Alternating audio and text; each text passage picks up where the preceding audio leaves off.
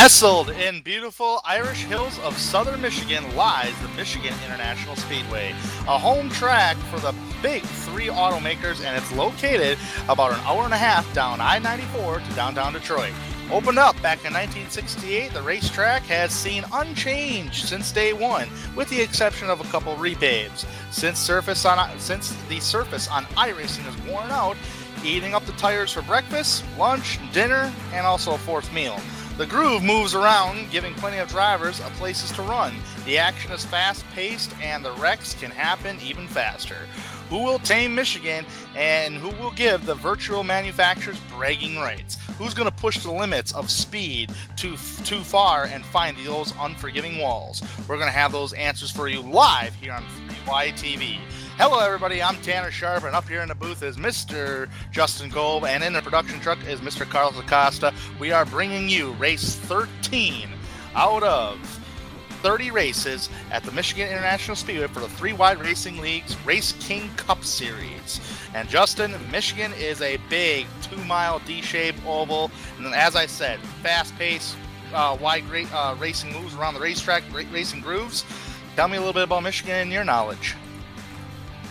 Well, like you mentioned, it's very hard to get around here. It's big, fast, and it can be somewhat intimidating your first time around here. I think we mentioned it a little bit before, how similar this track is to a track we recently visited, the Auto Club Speedway. So, guys that were pretty good there, we expect them to be about the same or even better here.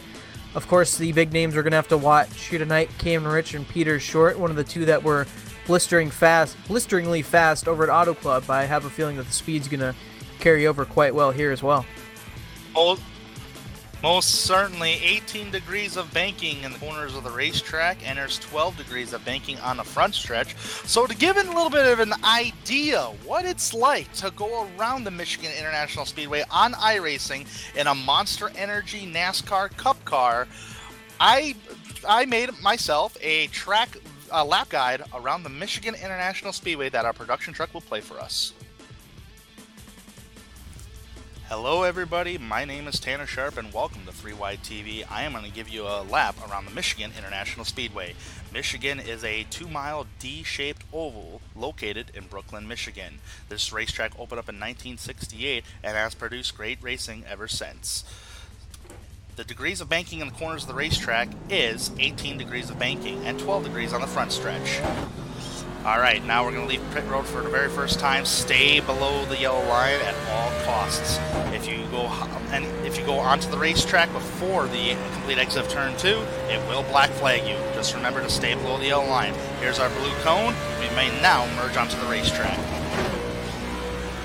Carry as much speed as you can going down the back straightaway. I'm going to back up the corner here just a little bit. Ease into the throttle. Try to carry as much speed as I can to start our opening lap.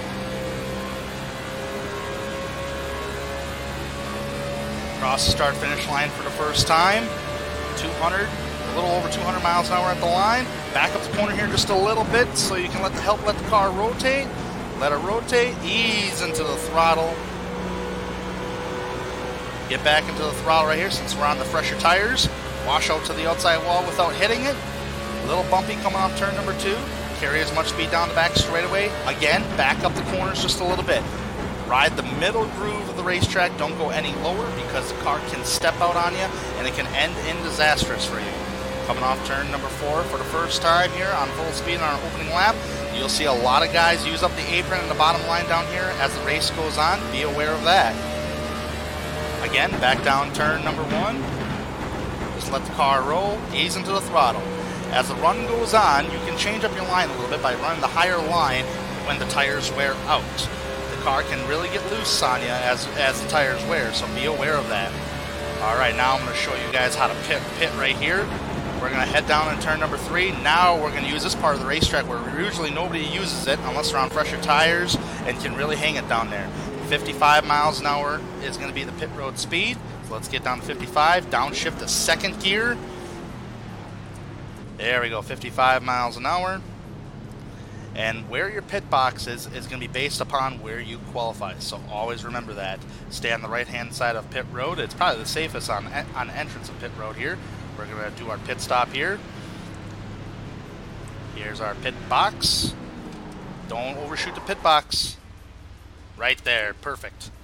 And we're going to take 4 tires, and you'll be back on the racetrack, and hopefully you made it safe around Michigan International Speedway. I'm Tanner Sharp. Enjoy the show.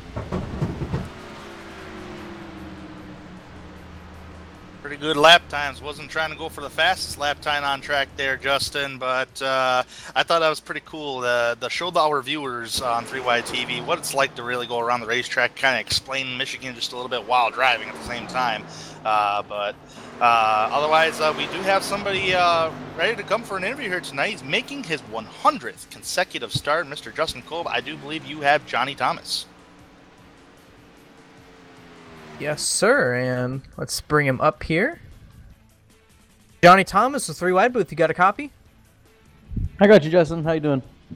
I'm doing pretty well, and I'm sure you're doing very well as well. A very special night for you here tonight. 100 consecutive starts here in the 3Y Racing Cup Series, and obviously that takes a lot of dedication and hard work to make it to the racetrack 100 consecutive times during a season, or during the many seasons we've had. Got a championship in between all of that. Just talk us through what your experience here in 3Y has been, and maybe a little bit of the promotion we have where some of your Twitter followers are going to be able to get on top of your car there. Yeah, it's been a crazy 4 years. It's been fun. This is a really special day for me. I last year, the beginning of last year, I knew I had a lot of starts consecutively, and I looked on 3Y's Dan Lisa page and said I had about 75, and I marked it out to where tonight would have been 100. So these last 25 weeks, I made sure that I had to be here to get to this point, to get to 100 races, and a lot's happened since the beginning. It was April 6th I got on the car, April 6th, 2015. So it's been 4 years. That's a long time. But if this wasn't a competitive league, if this wasn't an organized league, I wouldn't be here. And Corey's done such a good job throughout these 4 years. When I joined, he asked me to join in late 2014, and I came on. My first race was, I think, a national race. You guys were part of it, Justin and Tanner, and Carlos was probably part of it at Bristol. And I made my first B car race, because at the time that was the Premier Series, was the B cars, and just it's been fun.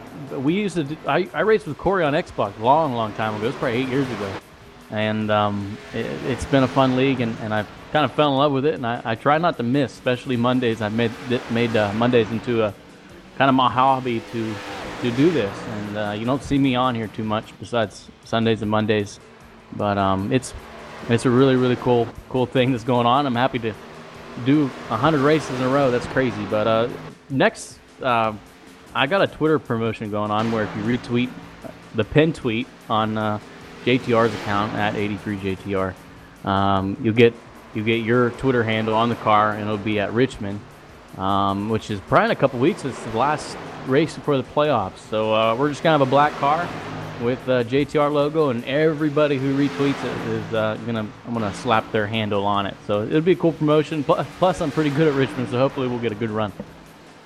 Absolutely. Well, I think I can speak for Carlos and Tanner when I say that we've all had a lot of fun racing you on the track, competing. I know you and me had some fun last night at Langley, but let's move on to Michigan here. This is a big 2-mile racetrack. How's the car feeling tonight? It's competitive, but these guys are fast, and Michigan's a real technical track for how big it is. But we're about 2/10 off right now, trying to find some speed in qualifying and hopefully have a good run for the race. Absolutely. Well, with 20 seconds to go, we'll let you go and prepare for qualifying. We wish you the best luck in qualifying and in the race here tonight. Thanks, guys. Thanks, Justin. Thanks, Tanner. Thanks, Carlos. Have a good one. That was Johnny Thomas, who's making his 100 consecutive start. That's an awesome promotion, folks. Just go on, follow Johnny Thomas on Twitter, folks. Can't miss him. So far, Johnny Thomas, currently 9th on the speed charts in practice, as practice is now concluding with Peter Short on top of the speed charts at the moment. Cameron Short, Chuck Sweeting, Luis Amasso, and Paul Ross, the top 5 in practice. Qualification has now begun. The drivers were in a drivers meeting in the final closing minutes of the practice session, so now they're going to go out there for qualifying. And I gather out some information on the handling of the car here, Justin. Fresher tires. It's tight, really tight on entrance, but extremely loose off. I mean, how can you handle your car? Do you have to probably back up the corners and kind of take your time in the corner of the racetrack so you don't abuse the tires? I'd have to believe so, and obviously, all these racetracks have a different set of skills that you have to master, and it's just going to be even harder tonight here at Michigan to get a hold of these race cars. It's never easy, but these guys are show week in and week out just how skilled they are to be able to master these tracks. You mentioned that this track is a sister track to Auto Club and a really familiar racetrack. You can really, put those two together as their sister tracks, or they're very familiar with each other. What's the difference between Michigan and Auto Club? There's got to be a different way these guys are handling this racetrack, different than how they handled Auto Club. Well, from my knowledge, at least, I haven't been to Michigan in quite a while, but I'm pretty sure that Auto Club is quite a bit rougher than the Michigan International Speedway. Obviously, down the back straightaway, you don't have quite as many bumps as you do at Auto Club, where you kind of just feel like you're about to lose control of the car with all the bumps down there. But this track is a good bit smoother. I believe it's got some more banking in it. Correct me if I'm wrong, but the banks in the corners are a little bit higher there, and that can also lead to some increased speed. But either way, 210, 215 into these corners, it's going to be quite exciting. We talked about the drivers, we talked about the track, but there's one thing we haven't talked about is the point standings. So let's try to get our point standings up here. I do believe we have a graph tonight up for that, if I'm not mistaken, for point standings. Would that be correct?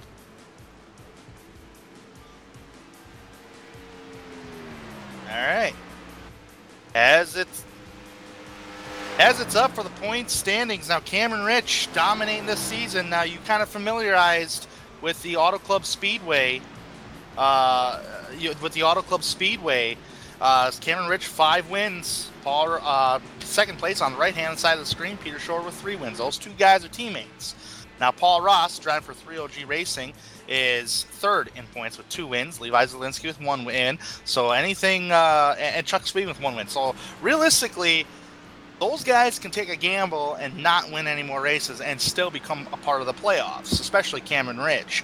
However, Sam Close, Luis Amasso, Johnny Thomas, Matt Hackathorn, Kevin Finn, Dylan Hickey, they got some points ahead of the cutoff line there. Like Sam Close, he should be okay. He's got 170 plus points.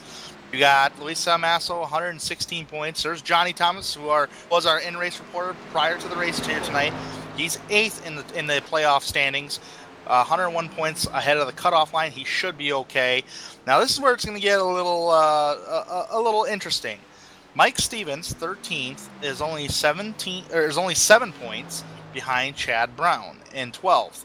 So realistically, as we get closer and closer towards the playoffs, Justin, that race for that bubble, that cutoff line at 12th place for points, is going to be between Mike Stevens, Richard Hines, Jordan Teal, and I guess you can throw Wade Lear into the mix too, because if any of those guys have a bad day, Wade Lear can gain points on them. So that's 1, 2, 3, that's about 5, 6 guys going right at it for points for that bubble line.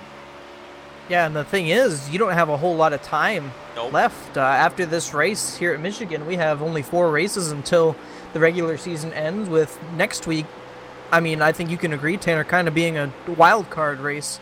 The old Daytona, the 2007 model of it.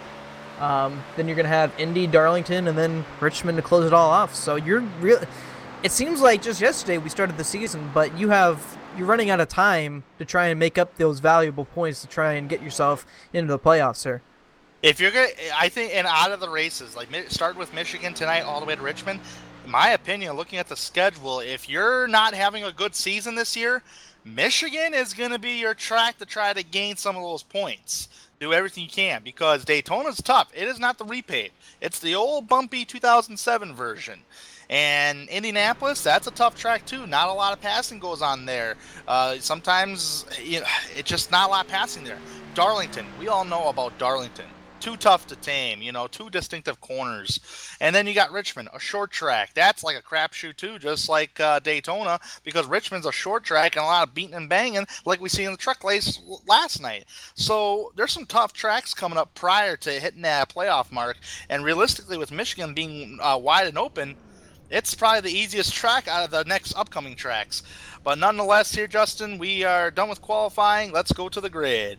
We got Luis Salmasso sitting on the pole. Congratulations to Luis, and I do believe we got our pole award here. He's going to get $1. We were joking about this earlier.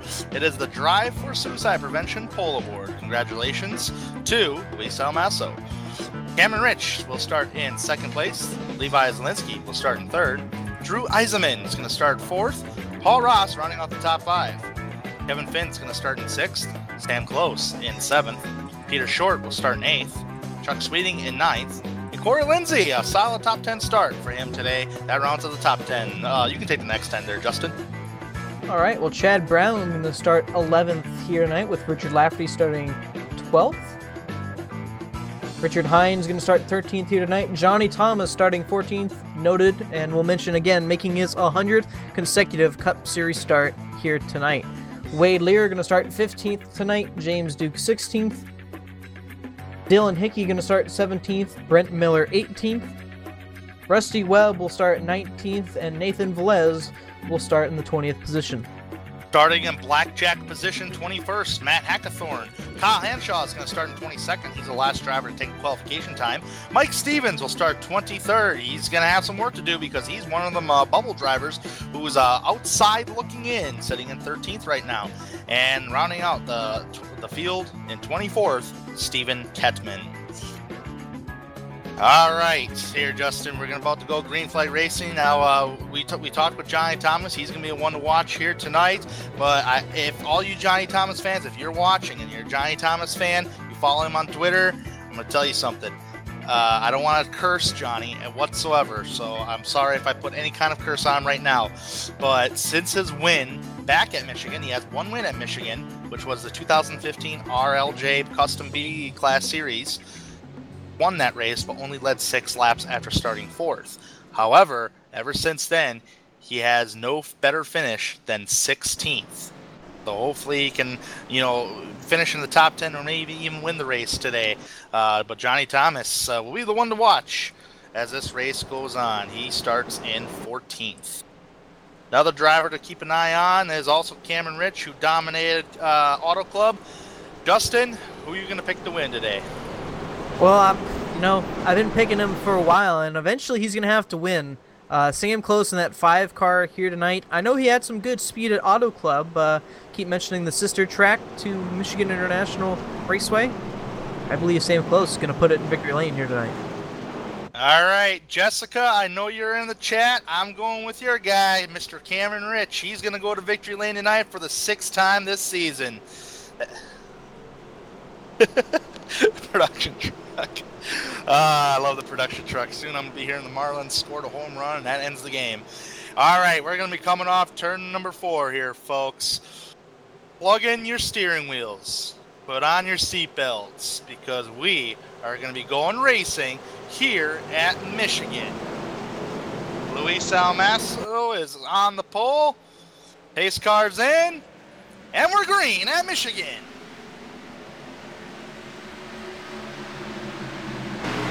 Start so far with Salmasso, but hey, look at these two cats battling for second place, Justin. Just like last night in the truck race, if anybody watched it, between Cameron Rich and Mr. Levi Zielinski. Coming off turn 2, Cameron looks like he's just trying to take it easy. Levi is just going after it, and that's, you got to go over for position as the tires wear out. We talked about there's a little bit of a handling issue with these cars. Everybody's driving the same setups. 18 degrees of banking in turns 3 and 4 right now. Salmasso using up that middle groove of the racetrack, coming off turn number 4, and he's going to lead the very first lap. And there's already 3 wide action in the back of the pack. James Duke is in trouble because he's in the mix of that. Clowns to the left of me, Jokers to my right. Hines is on my right. Hickey's on my bottom. Where am I going to go? Oh, Hines checked up on the high side. Probably a wise thing to do. So that was a lot of activity up there. How about number 8, Richard Lafferty, battling with the 00 of Corey Lindsay. And right behind him, is that Mr. Johnny Thomas right there? That's Yes, Johnny. sir, Boss Johnny, Man coming through. yeah, different paint scheme this week. I'm liking it. Actually, he's riding that promotion.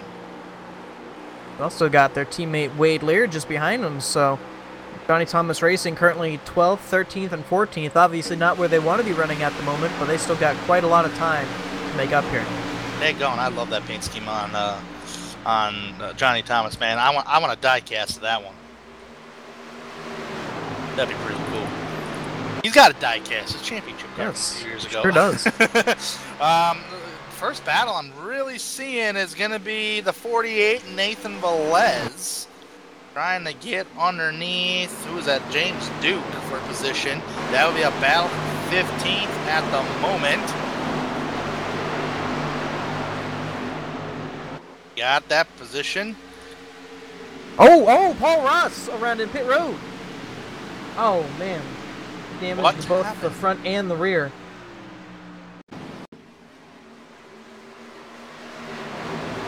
Oh, I think Paul hit the wall coming off turn number 4. Sure did. Oh, man. Almost got clipped by the 14. Can we get an onboard at the 14 of Finn? Oh, man. He hit right at that opening, too. It's a good thing that car didn't catch there and cause even more damage. Paul Ross, you pulled a Mark Martin of 2013, buddy. Yeah.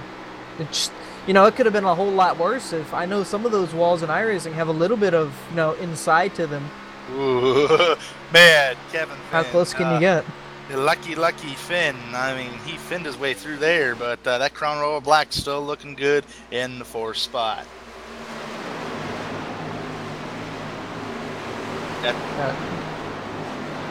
Richard Lafferty and Chad Brown figuring it out there through 1 and 2.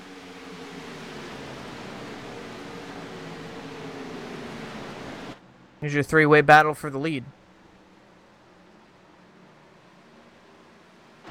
Oh, yeah. Finn's going, or not Finn, excuse me. Oh. Man, that got really close. Nathan Velez and Chad Brown going at it back there, and Nathan just barely finding a hole between the 8 and the 64 back here. Tell you what, here comes that number 17, and we will know when he takes the lead because he's already trying to make some noise on Levi Zielinski. Actually, he lost a little momentum coming off turn 2, but here comes Zielinski looking towards the inside on Salmasso. And Tanner, I think you mentioned it last night. Levi and Cameron, not the bestest of friends at the end of that truck race, but I have a feeling that that's kind of out of their minds at this point, and tonight's a brand new race. At least I hope so. That was racing. They may have gotten together, but that was just racing.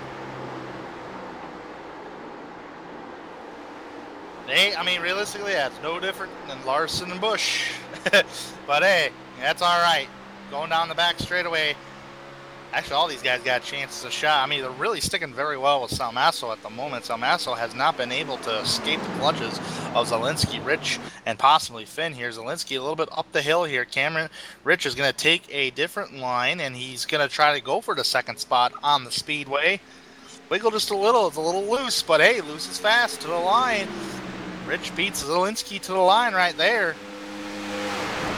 Let's see if Zielinski's going to try to put up a fight here. I don't think so.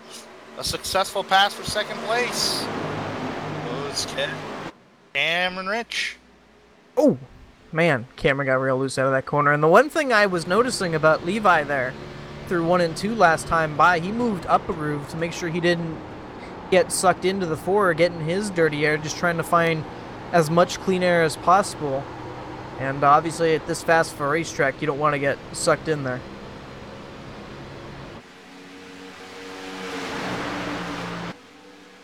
And Cameron popped out a little bit down the front straightaway. He'll take a little peek there into 1. Paul Ross out of pit road 5 laps down, and he's actually... we got a battle for the lead. At least Cameron, you can't be joking with me like that, buddy.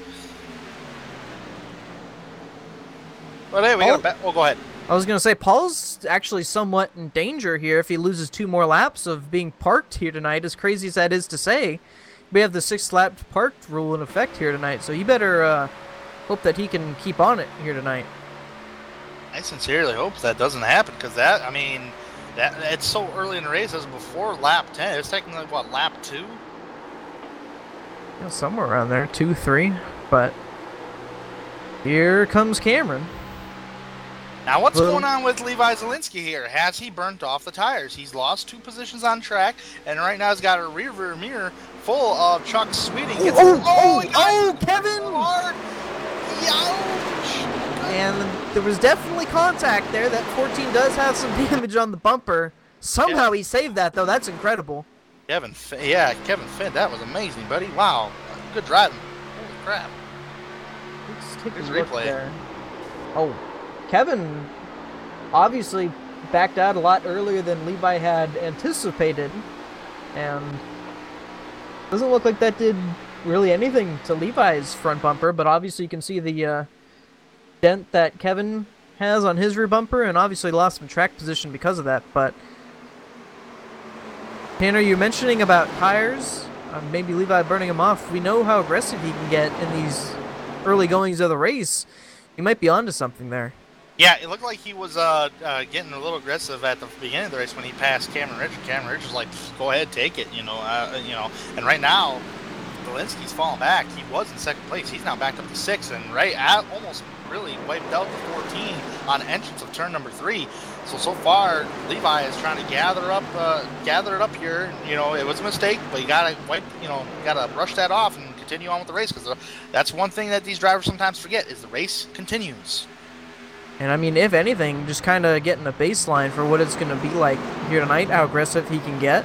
And obviously, he probably knows at this point that he's going to have to tone it back a little bit. Battle for the race lead. Up front, Cameron Rich got him to the line. Bonus point to Rich. This is going to be the first lead change of the evening, if that was the first lead change of the evening. Still side by side, and Rich is on the middle groove. Not all the way on to the bottom. I did describe that very bottom lane in the lap guide, that, Justin, you can't go straight to the bottom here in Michigan because the car would just step out on you. It's not, that very bottom line down there, yeah, drivers can use it. That's fine and dandy. It's still part of the racetrack, but that bottom is just as slick as that apron. Oh yeah.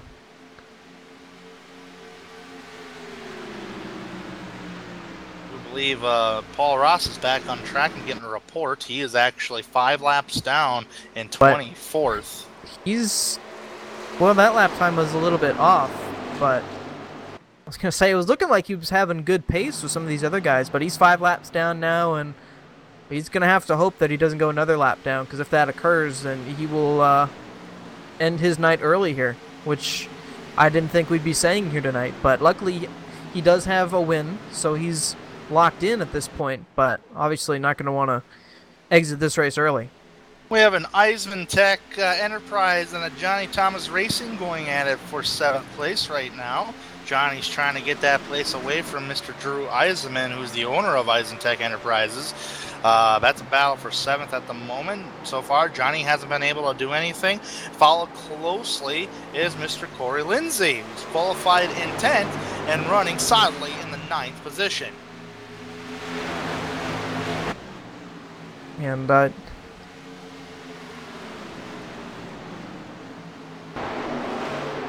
of looking through if there's any other battles on the racetrack. Oh yeah, Thomas is going underneath. Second place is going up for grabs, I believe. They're still single file. Let's go back to Johnny Thomas here. He was going underneath Eisenman. All the way on that apron down there, trying to get as much track as he can get, and should have it into 1. I did explain in that lap guide, you'll see those guys use the apron on the front stretch too, and where Johnny Thomas is running right now, that's the group you mainly kind of want to be in. That's where the most grip is, but the problem is with that also, that's where the most hottest part of the racetrack will be as the race goes on. Eisman going to possibly do a slide job. No, I'm kidding. He's actually going side by side doing a crossover move coming off turn 2 he did. Right now he's underneath the 83 car of Thomas. Corey Lindsay wants to try to play just a little bit here. He's just following the same foot tracks as Eisman. Eisman's going to take the apron of the track. Totally legal down there, unlike what it's going to be next week. And I think that move kind of describes that you don't want to get, that low entering the corner here in Michigan. You could see how much momentum that Johnny had lost being all the way down there, and Drew was able to cross under, but now they're back side-by-side racing down the back, and you saw Drew a little bit loose there. Oh man, look at this racing for 7th place. Look how many cars it's kind of brought up into this mix behind Lindsay. A bunch of drivers such as Chad Brown, Nathan Velez, Sam Close, Richard Lafferty, all these cats back here. And the more these guys are racing, the more they're losing time. They actually lost 2.5 seconds to Levi Zielinski. 3.5 seconds, excuse me. Right now, Johnny Thomas successfully passed Drew. Now it's on point between Lindsay and Eisenman. Can Lindsay do anything off that high side? Yes, he can. There goes Drew! Oh man, thank God that's pavement back there, folks. Yeah. That used to be grass. I do believe there was an update years ago after Michigan came out. Oh, who's the pit road? Stephen Kettman on pit road there. Kettman on pit road. Well, he's already seen the wall tonight. Look at that car. Got some front end a little bit wrinkled up. Man, we got that's going to be a close race there between Kevin Finn and who's that? Chuck Sweeting in the 26th there. That got real close in the middle of 1 and 2. Yeah, a little bit. That got really hairy. Wow. That was a battle for 4th there. Man, it is a huge battle back here where Nathan Velez is, Chad Brown, Corey Lindsay. Corey's actually dropped a couple of spots. Corey's trying to utilize that high line. You would think he's going to get the good run on corner exit. And so far he does on Velez. Velez is using up a little. There's a little draft here, Justin, isn't there? Oh, absolutely. I'd have to believe so, especially down that back straightaway. There can be a pretty good draft. Down the front stretches too, as well, if you can get lined up correctly. Did we say fuel numbers? I don't think we did. Fuel numbers tonight, I do believe, what was it, 31 laps? Yes. At the most? Yes.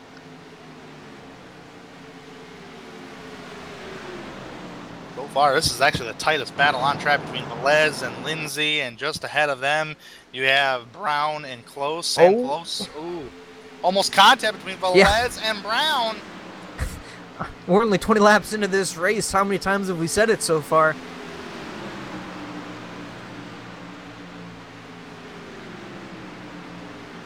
Almost contact again. 21 laps into this race so far, and these great camera angles you've been seeing so far, of course, provided by TrackCams for Gourmets. You can find more information and download the pack at www.trackcams22.com and facebook.com/trackcams as we go 3 wide down the back straightaway. Nathan Velez a little bit loose off turn 2, and he loses 2-3 position because of it. Good thing Velez decided to lose a couple positions, but almost made contact with Lafferty. Oh, who's coming to pit road? Paul Ross again. Pit road. This might be it for Paul Ross. I don't know if he's calling it quits or... He might have. Well, he's going to have to another lap. Yeah, at this point, yeah. Cameron Rich is actually on the backstretch. Keep an eye on that, but we're only 22 laps into this race, and already one of the strongest cars out here tonight. Yeah, he's in his pit box.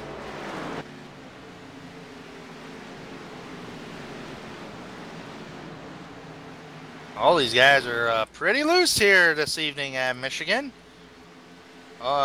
Nathan Velez looked like he got that spot away from Richard Lafferty. I was just going to say, Nathan, there's nobody out there driving Kansas City Chief paint scheme. You're and okay.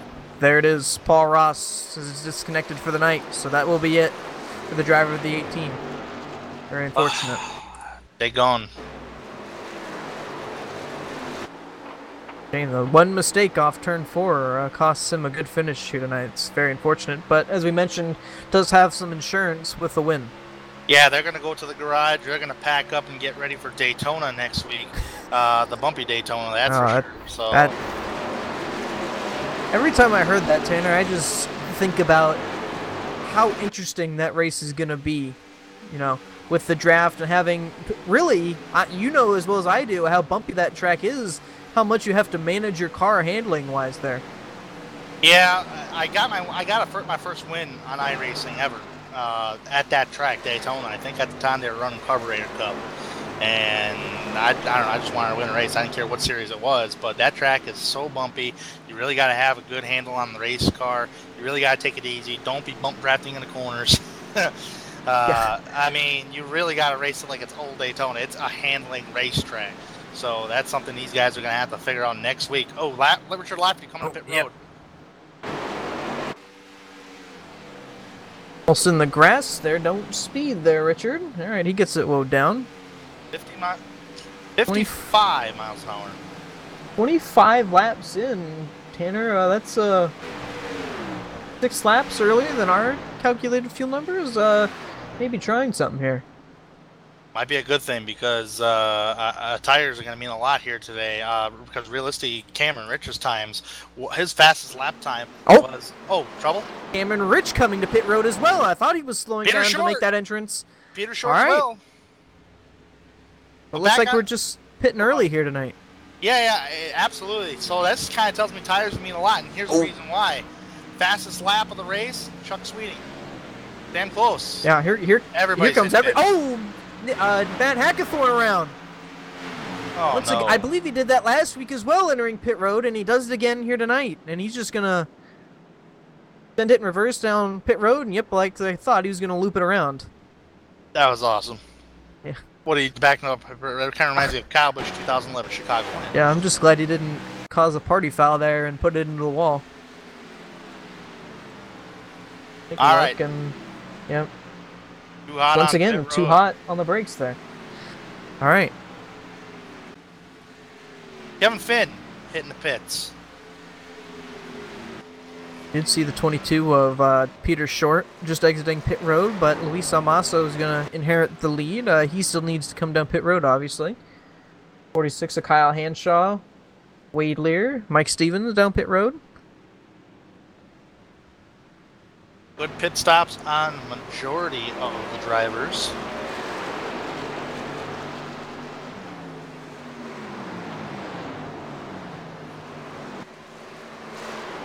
Battle for 6th place, I'm hearing. That's what, Lindsay and Eisenman.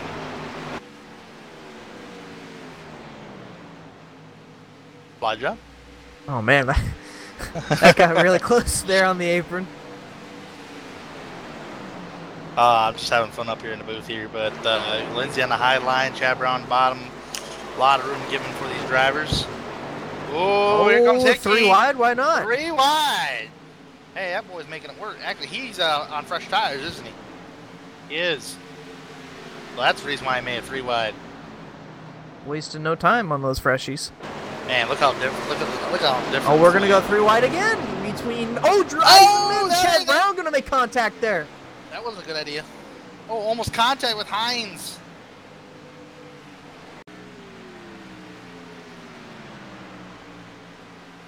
Man, these guys are battling like crazy. You got a pit yet, y'all? Man, Velez is getting a nice run on corner exit with Chad Brown. Those 2 cats are side by side. Tell you what, fastest car of the race is Chuck Sweeting with a 38.279. He just ran a 41.3. So that kind of just goes to show how tire fall off is. That's huge. Yes. Currently dealing with Sam Closer, who gets by on the fresher tires. Question for you, Justin. Do you think with Luis Amasso, with him staying out, do you think that's a good idea since Cameron Rich pitted? Well, I guess at this point he's just kind of making his bed, and I thought he was coming down pit road, but we know they can go around 31 laps on fuel. Obviously, those guys chose to stay out or come in just a little earlier, so I think we're getting close to the numbers here. Not exactly 31, but maybe just trying to set himself up to where he can possibly skip a pit stop. What happened to Lafferty? Okay, I see Lafferty. He's currently at 13th. Lap down.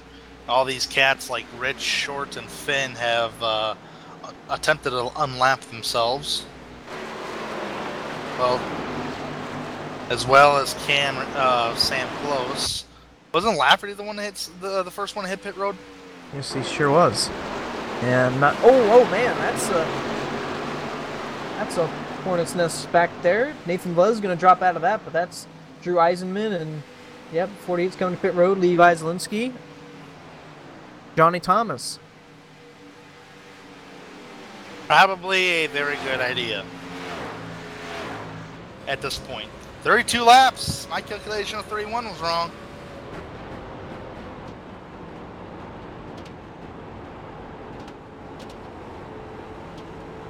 And nope. Yep, here he comes. All right.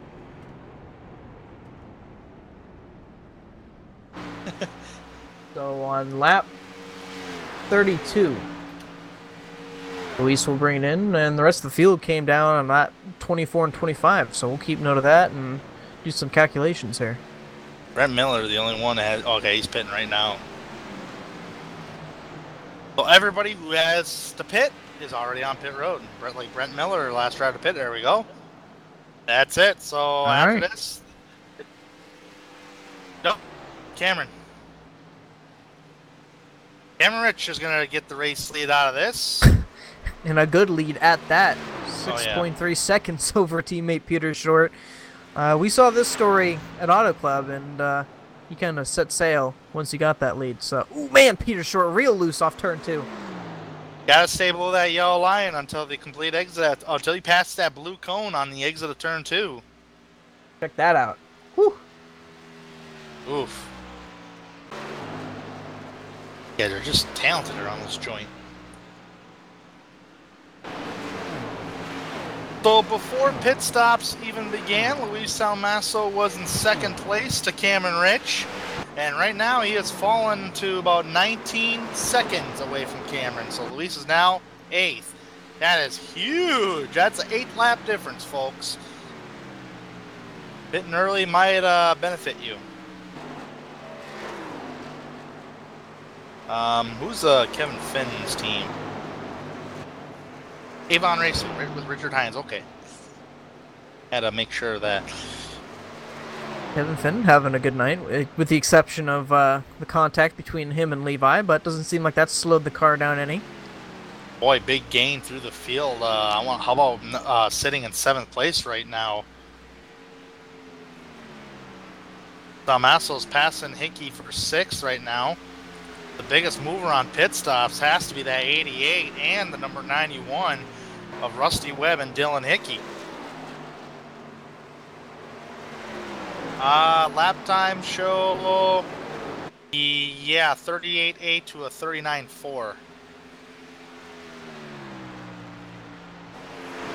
Rich just ran a 39.6, and I'll tell you Luis here in a bit.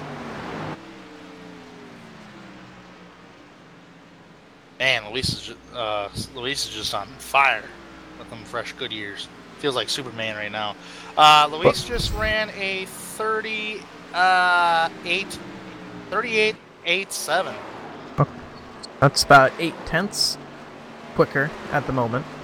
So, if this works out for him, what I'm thinking he's trying to do is skip a pit stop here. Everybody, I think, is going to try and do 4 pit stops, where Luis should only have to do 3. The question is, will that work out for him?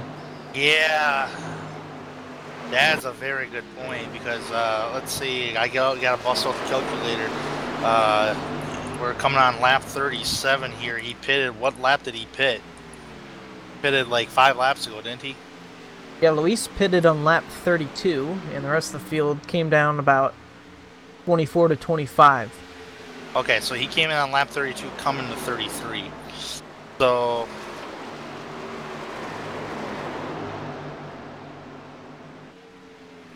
here's the kicker. Luis's part, he'll be a lap short on fuel. Ah. If he's playing what I think he's playing a strategy of, because he's trying to make it 3 pit stops, and we got a new 5th place Salmaso over Richard Lafferty. Good job on Lafferty's part to gain that track position, though, man.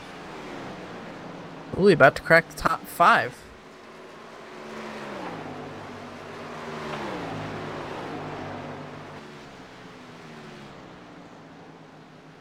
See any good battles going on here? Yeah, we got a 3-car battle kind of in the back here between Kyle Hanshaw, Mike Stevens, and Richard Hines. That is 14th, 15th, and 16th there. Yeah, I mean, I think these are the drivers. I got to look back in the point standings. Yeah, Mike Stevens is currently racing Richard Hines, Chad Brown today, Jordan Teal, and Wade Lear, realistically, as far as points is concerned. Majorly, it's... Oh, man. This just in, Marlins have won 4-3 over, I don't know.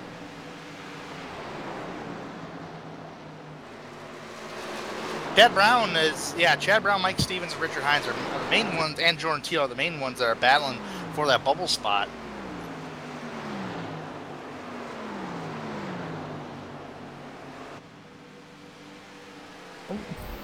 There you go, battle for 4th. Luis Almaso easily by Sam Close there. Well, if they keep the same strategy up, Cam and Rich and, you know, the rest, it should be coming in about the next 10 laps. So. And we'll have to see where Luis will be once we hit that mark.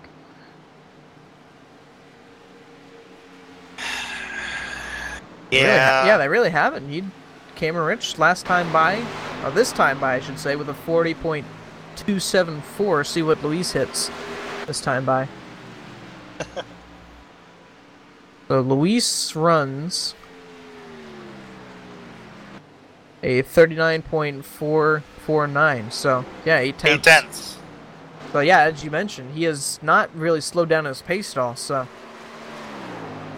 but I was gonna say the problem is Luis has to close up 13 seconds on Cam. So what the heck happened to Levi Zielinski up there within the top 5, top 6? Now he's all the way outside the top 10 and 12.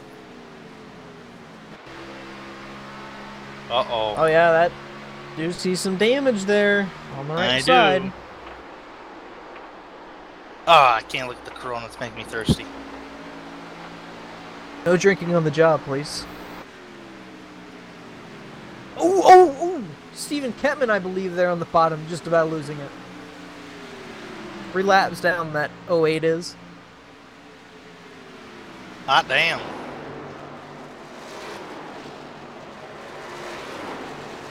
Let's go with Cameron Rich's speeds enter turn 1 here. Let's see how, because he's got clean air to work with here.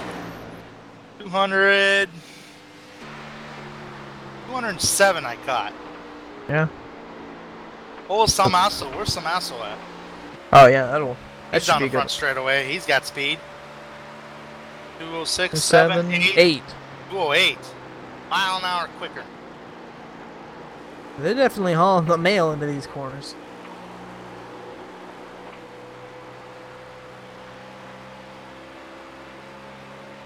In 10 laps, Salmaso has gained about 10 seconds on Rich. Oh, 8 seconds. I'm sorry. I looked at the wrong thing. Producer gets very upset when we don't explain it correctly. Yeah, battle for second brewing up. How about Kevin Finn on the bottom of Peter Short? Finn going after it. Oh, that's going to get really close there. Exiting 2. This is good for Luis to catch these two cats, but Finn has yet to pass Rich. Let's keep our eyes on this battle for second place. Pretty important on track. Same line they're taking through turns 3 and 4. They're followed closely behind James Duke, who is 1 lap down. Go ahead. Go ahead. Oh, I was just about to make a comment. That damage on Finn, it's not slowing him down. Absolutely not. Which is a bit surprising. Well, I guess not. I mean, the spoilers skew just... Oh, there goes Peter! He saves it. Good save, Peter. And looks like he's going to lose a position because of it, but he did a lot more there.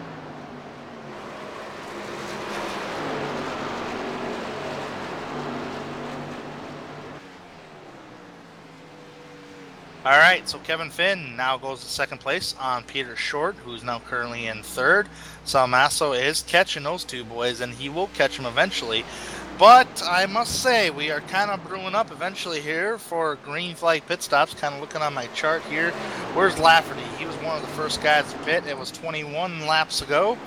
I assume he should be down pit road if he's going to stay on his same strategy within the next 5 laps.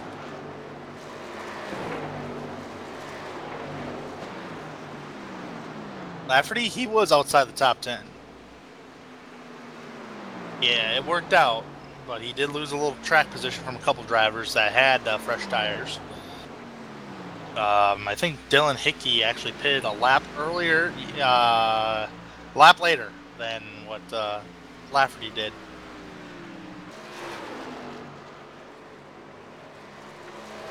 Drivers to really keep an eye on as this run goes on is Salmasso and Sweeting, who's currently in 4th and 5th. Both pitted on the same lap, on lap 32 to 33. Damn Close pitted 21 laps ago. He's on the same strategy as Peter Short and Cameron Rich, along with Dylan Hickey, Chad Brown, Rusty Webb.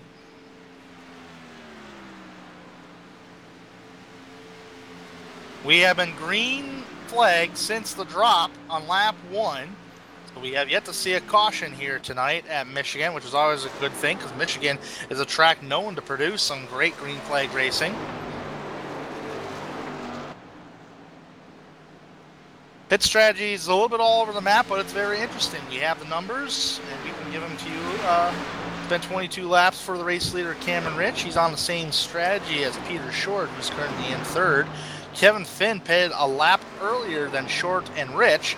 So that was a lap tire difference between Finn and Short when there was a battle going on for 2nd place.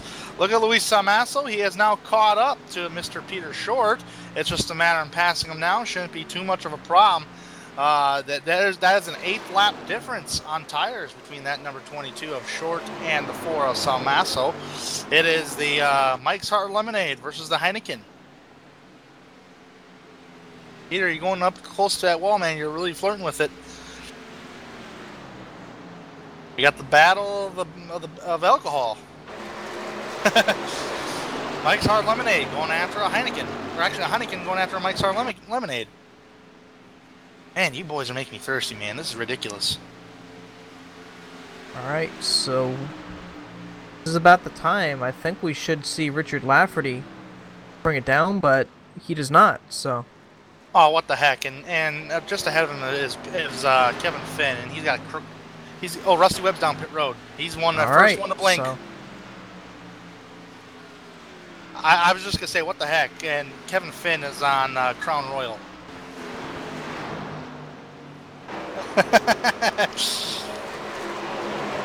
I seen another driver hitting the pits. That's a hackathon.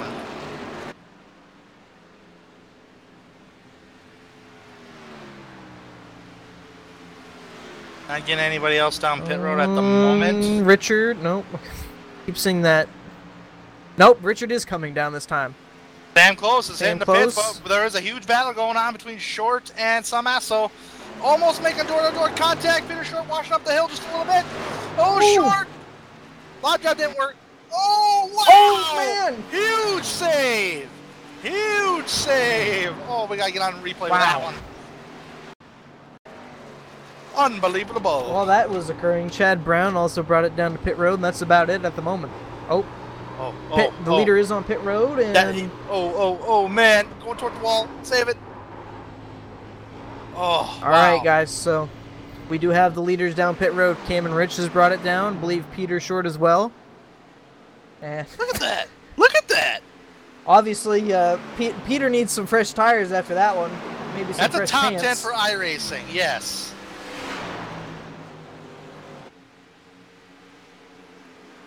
Damn, I was watching the replay screen, man. I totally lost control of who's pitting. Richard Hines bringing it down now. Yep. So Cam Rich is already done. We got a new leader, Salmasso. He'll be staying off for a little bit.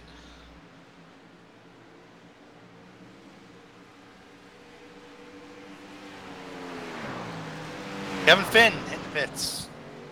As well as Dylan Hickey.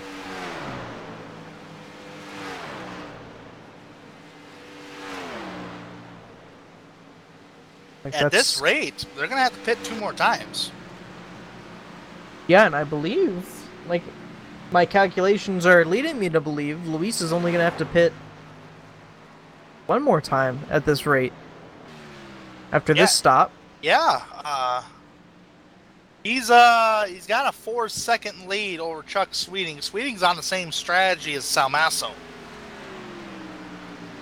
Well, this is very interesting, seeing the battle between what these drivers think is more important, tires or fuel. Where, take a look at this replay. Oh, with Sam on the fresher tires there, blasting past Sweeting, and I think and he got the wall a little bit there, but I think the roles will be reversed here in a little bit. Guessed it.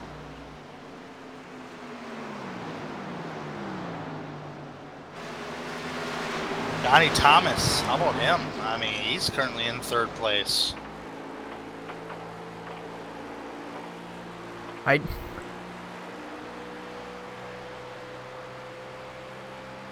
Johnny Thomas's 100th consecutive start, currently running 3rd place. He pitted 23 laps ago, so in other words, he pitted 1 lap later than what Salmasso and Sweeting did.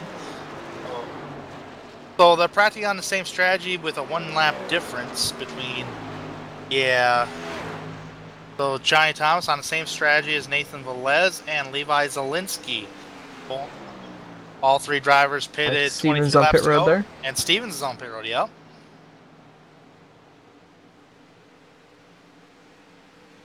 Wade Lear on pit road. He's 5 laps down. Actually, I'm showing he's 6 laps down now.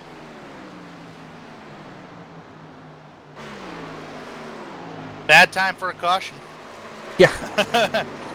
Absolutely. Actually, yeah, that might work out for quite a few of them. Well, I mean, if I want a caution, it's going to come out. I want it to pin Cameron Rich a lap down. Yeah. Tanner, I think at this point, that's the only way you're going to be able to beat him tonight. He's showing, as usual, he's got a bad, fast car. Yeah, but I'm just wondering how this fuel strategy is going to work out for Salmasso and Sweeting, especially Johnny Thomas and Nathan Velez, because those 2 cats are pitted 1 lap before, actually, not later, before Sweeting and Salmasso, and now Kyle Hanshaw to pit road.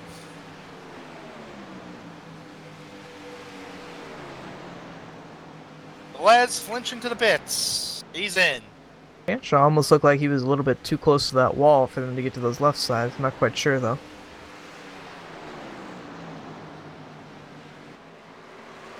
Alright, well. At this point, Richard Hines must have had an issue on pit road, because I'm showing him he has a 44 second time throughout the whole distance of pit road.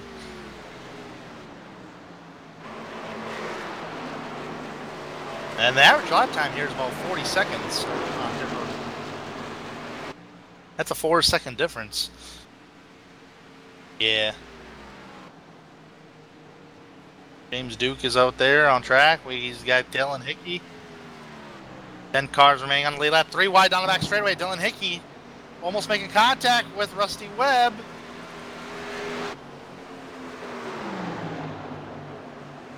That was pretty close. Look, that is a battle for position between Hickey and Webb. That would have been a battle for 13th at the moment. Hickey won that one. And so if this all works out the way I'm thinking it will be, we should see the 4 of Luis Salmasso, the 26 and the 83, flash on pit road about lap 64. Well, they've made their bet at this point, yes. Justin. Yes. But, you know, at this point, I kind of like this strategy more. 1 less pit stop, and it gets you fresher tires towards the end there.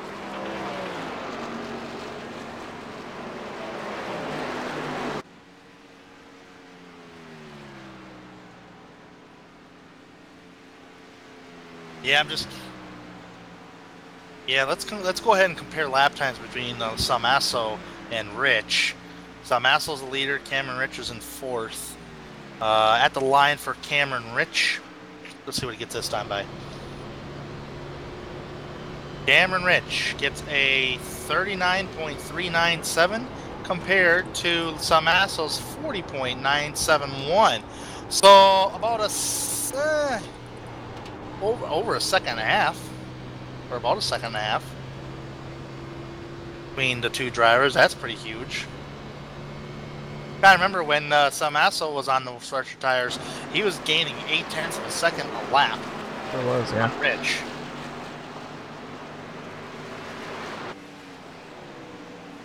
Oh, by the way, we did not call it out. I absolutely apologize for it, but we did not call it the halfway bonus points whatsoever. I really apologize for that. And at the time, Cameron Rich was the one awarded the halfway bonus point winner. Second place was the Kevin Finn. Third place, Peter Short. Fourth place, Salmasso. Fifth place was Chuck Sweeting. Sixth place, Sam Close. Johnny Thomas, seventh. Eighth place was Richard Lafferty. Ninth place, Dylan Hickey. And the top 10, Nathan Velez. All got bonus points at the halfway point. Well, with 39 to go, been seeing these. Richard just about loses it. Some great camera angles we've been seeing here tonight. Those, of course, being brought to you by TrackCams for Gourmet. You can find more information and download the pack at www.trackcams22.com or facebook.com/trackcams. Been great camera angles all night here tonight at the Michigan International Speedway. Seen a couple great saves. We got a couple drivers who have yet to visit pit road. Let's kind of update on that. Luis Salmasso is currently in the race. It's been 30 laps. We should see him within the next 2 to 3 laps. Chuck Sweeting, 6 seconds behind. Same strategy as Salmasso. He's currently riding in second. Johnny Thomas pitted a lap later than or a lap before Salmasso and Sweeting. So Thomas is expected either this time or next time. He's currently running in third. Drew Eisenman and Levi Zielinski running 5th and 6th. They're still on their strategies, even though they're getting passed by the guys on fresher tires. I think Levi just got the wall there a little bit. If that was the case, I'd bring him down pit road now. Yeah. That's, probably... All right, Johnny Thomas on pit road. Flashed in on lap 63, coming to 64. I would think it's a little bit early, maybe a lap early, but gotta remember he came in with 32 laps. That was a 32 lap run for Johnny Thomas. What's going to be interesting is how long can Luis go. I think Luis is right now working on 32 laps. He just passed the start-finish line, which marks 32 laps since he last visited pit road. Same distance as Johnny Thomas. Also, Chuck Sweeting, second place, about 6 seconds back, is the same strategy as Salmasso. So it's either this lap or next time by, these two drivers are going to come down pit road. And I tell you what, Cameron Rich is already gaining on Chuck Sweeting. He's 4.5 seconds behind Chuck. And I think the Ford car is slowing down. Yes, He's here coming it comes. down pit road. All right. Busting out the calculator right now. He's coming in. 65 coming to 66. Well, let's do 66 here.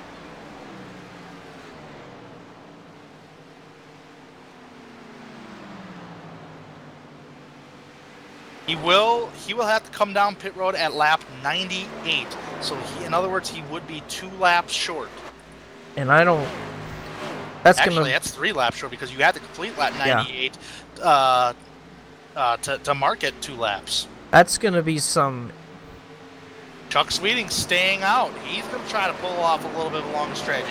This might be an okay deal with Chuck. Yeah, I was gonna say Chuck may have the winning strategy here. Luis, it's gonna be hard to save 3 laps. So they're obviously showing that they could have gone a little bit longer. The 4 camp could have. It has now. Oh, go ahead. I was gonna say I think what our producer said was right. I think Chuck may have been saving a little bit because obviously he was losing a bit of time to Luis there.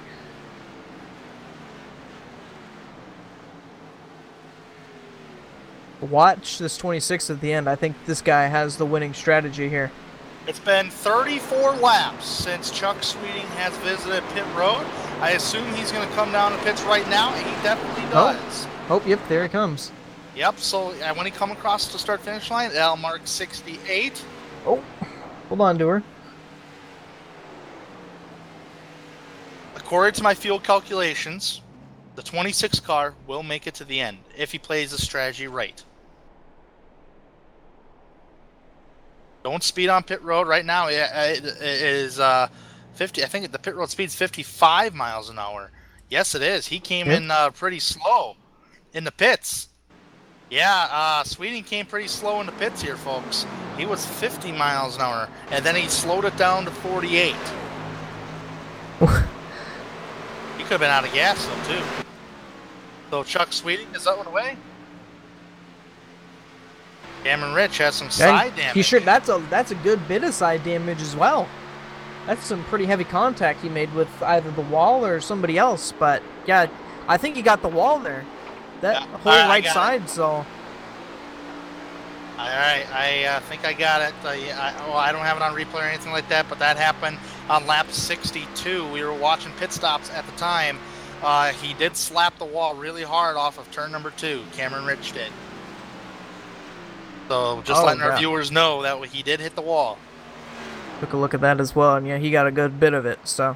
Oh man! Almost hit the wall behind Cameron Rich was the 63 of Mike Stevens. Here comes the number 26 right now, trying to unlap himself on fresh tires. Well, with this, we're probably going to see that 17 and the rest of the camp come down in the next 5 laps. So this is really gonna be how this race plays out here. This next pit stop.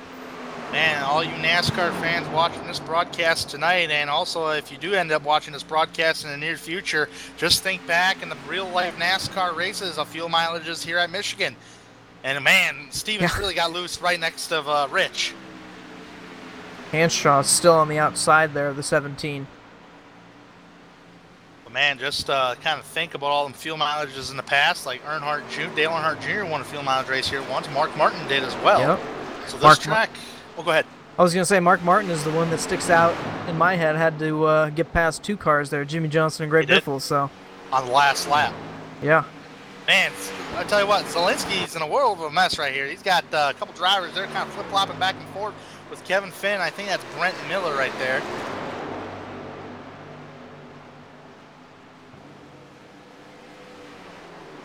Look at the lap differential here between the 4 car of Salmasso and the 17 of Rich. Rich just ran a 41.210 compared to Salmasso's. Is he in 3 and 4? Yes, he is. So we'll see what Luis runs. 41.2 for Cameron compared to Luis's 39.5. So about 7/10 there. Over 7/10 of a second right there. Oh, excuse me, 1.7. I thought that was a 40. 1.7. Excuse me. Chuck Sweeting 2 seconds faster, but you gotta keep an eye on Sweeting though. Where's he in position? He's position 12th right now. 38.2s he's running, but here's the kicker: he may be able to make it on fuel. He will make it, but it's going to be, we're going to have to watch Luis because he will not. He has to save a good 3 laps. Well, if you guys are typing up in the chat here tonight, then plus Carlos. Oh, Sam Close in the pits? And Dylan Hickey. They know they can't make it. They're just trying to make it. Yeah, this is about 2 laps early, so. But they're going to come to get tires. I mean, I assume every driver on pit road has taken 4 tires tonight, and yes, they have.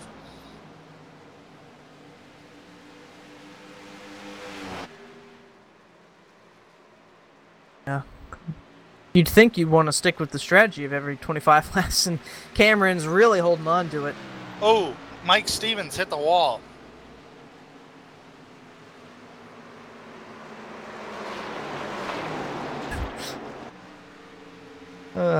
Good job, Rector. Lafferty, Velez, Webb. All in the pits. Oh man, almost. Oh, wow, that was a big hit there. Oh man, Lafferty, yeah. He almost got whacked too. Yeah. He almost got cut off by Webb on getting into his pit box.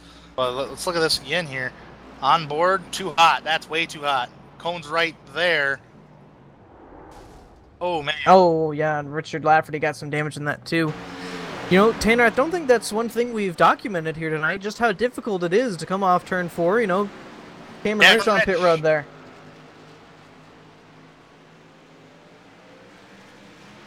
"15-second stop for Cameron Rich. Does not repair any kind of damage on that number 17 Boeing Ford.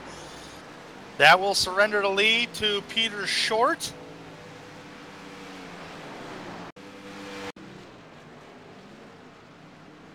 Who's too hot to trot? 44, Matt Hackathorn. Once again. That's twice now. And twice tonight. Justin, you were right, man, about pit road. I didn't think pit road would be a big factor. Oh, Cameron Rich having troubles. Speeding penalty. Oh. Black flag for the number 17, Cameron Rich. Well, that's it. That's the race right there. We mentioned before, you cannot make mistakes, and obviously this was the money stop, and Cameron Rich makes a mistake that we don't see him make very often. I'm just saying where he got busted on pit road. He's just going to take tires here. That defined the race for him. Actually, he could... No, he didn't merge on the track early. Yes. Oh, wait, maybe he did. Yes, sir. Cameron Rich merged on the track too early. And he's still having problems. He's sideways. Oh, he might get another black flag for that. Maybe not. But he did get a black flag for merging on the racetrack too early. Oh, yeah, that might be a black flag again. Cameron Rich may have gotten another black flag again. Have to see. So far, nothing. He's coming off turn number 4 pretty good.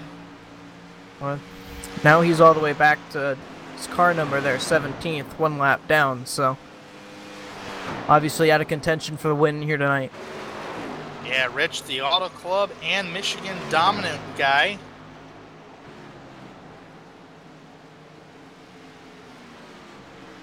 So far, no documentation right now on Cameron Rich getting another black flag, so we'll have to keep an eye on that story. Nonetheless, up towards the front, Peter Short is currently your race leader. Luis Salmasso is currently in second place. He's 3.5 seconds behind Peter Short with fresher tires, so he should not have a problem with gunning down Short whatsoever. But how about Chuck Sweeting, the longest guy? He's the guy that took the longest to pit, 34 laps.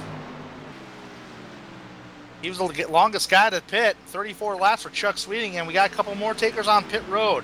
Kyle Hanshaw and Mike Stevens. And Hines. Richard Hines to the pit road.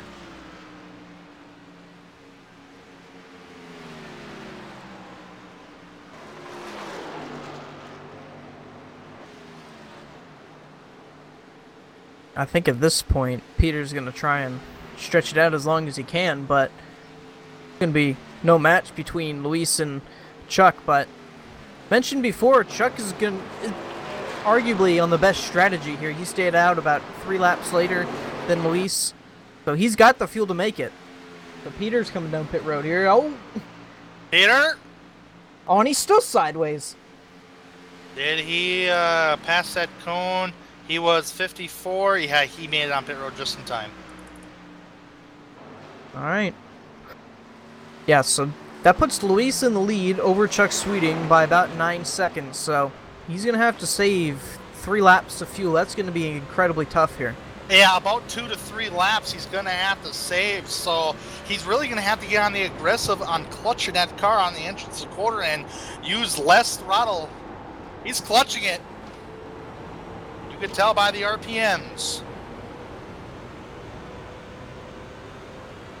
see if we can hear an audio here. Entering the corner, right? I'm going to be quiet right here. Let's see. Let's hear him clutch it.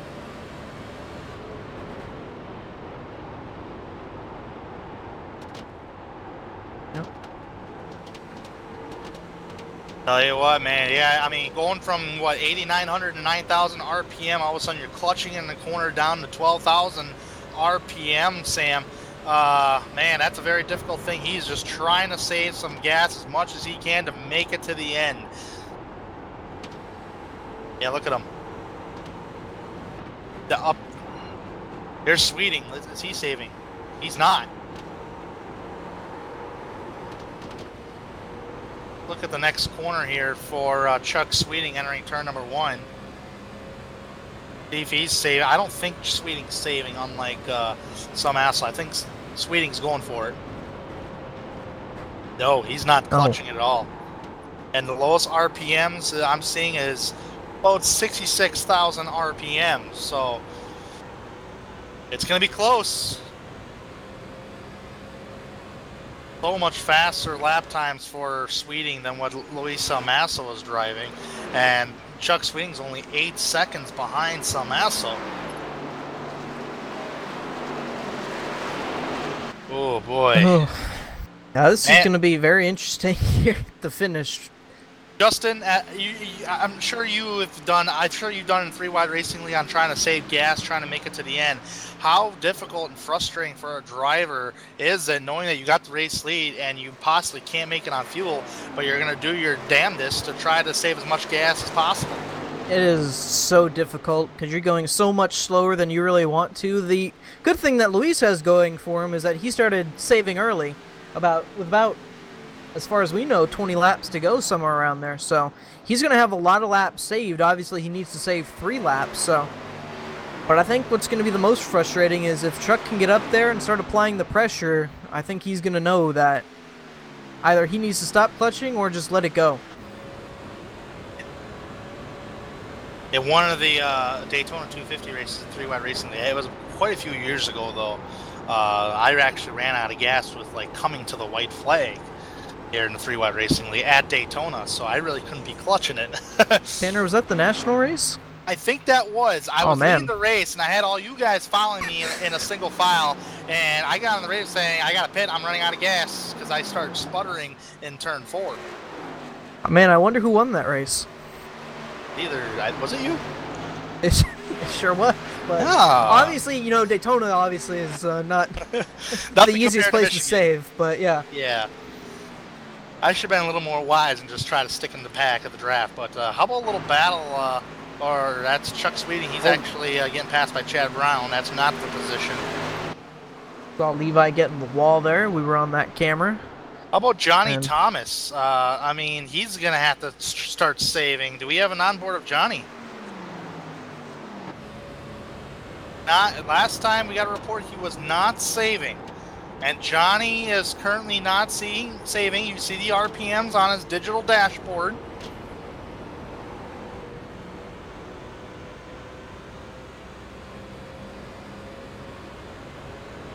I don't think Thomas is going to... I tell you what, I don't think Thomas can make it, because if Salmasso is the one that's saving gas and they pitted around the same time, Salmasso and Thomas, then Thomas is thinking, man, I don't think I can make it. I'm just going to run this thing dry. Salmasso is still saving. The one thing I want to point out, though, is Chuck's not catching all that quickly. Chuck was only a 10th better that time, but the question really is going to be whether Luis is saving enough to make it to the end. That's going to be the big question. Could be, but there's a lot of traffic that's been passing Chuck right now. It's kind of stopped his lap times from increasing a little bit on Salmasso, or decreasing, should I say, because it was 6.7 seconds. According to live timing and scoring, it's now down to 7 seconds. So 0.3 of a second gain by Salmasso while trying to save some fuel here. That's pretty good. But right now, Sweeting, there's a pretty big gap between the next car that's about to pass him. So he's got a little time to really try to run his race and run it to the end. Yeah, Chuck Sweeting here, trying to go back-to-back. Got the win at Kentucky, and looking to make it 2 for 2 here. Truck's been Truck's been always he's been always a great driver. He won. I ran a truck race a few weeks ago back at Charlotte. He won that race. I tried gunning him down. I just needed a long run. Need like 20 more laps to really gun down Chuck. But Chuck's always been a great driver. He won last week at the Kentucky Speedway, and he might get another victory here today. We never know. Anything can happen. Heck, we might see a caution within the next couple of laps. You just never know. Huge difference between lap times last time by, a 41.3 compared to a 40.8. Now Sam Massel passed the line. He's a 41.4 compared to Chuck Sweeting's 40.7. He is gaining. Wow. The gap is between 5.5 seconds right now. I'd have to believe that Luis is getting a little bit more urgent with this fuel saving here. Luis has got... Tell you what, if we're up here nervous to see if Salmasso is going to make it, just think how Salmasso is feeling inside that car, because he's going to come across the line this upcoming time by with 10 laps to go.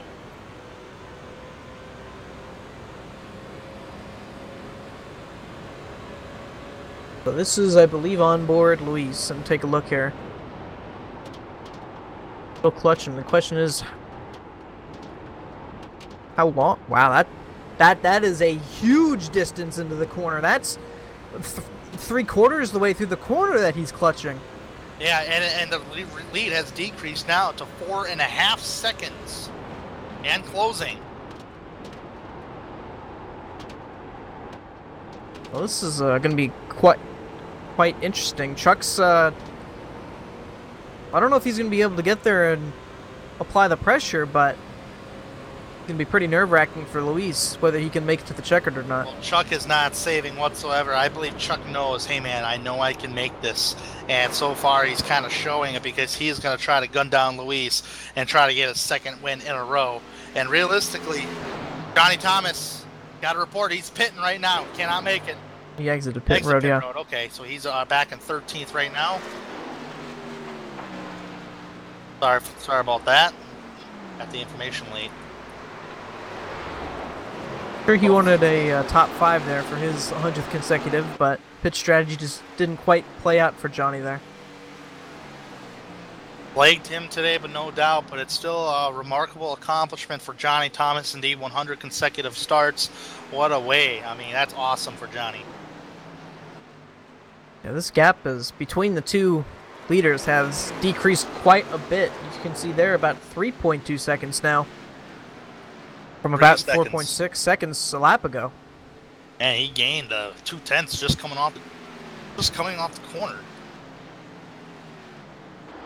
Now here's the trouble. Salmasso is surrounded by cars, or it's going to be. He's already surrounded by one. That's going to slow down his lap time. He's getting passed by Brown. Cameron Rich is behind him. 7 laps to go for Luis. Can he make it on fuel? That's the gap. 2.2 seconds now between 1 and 2.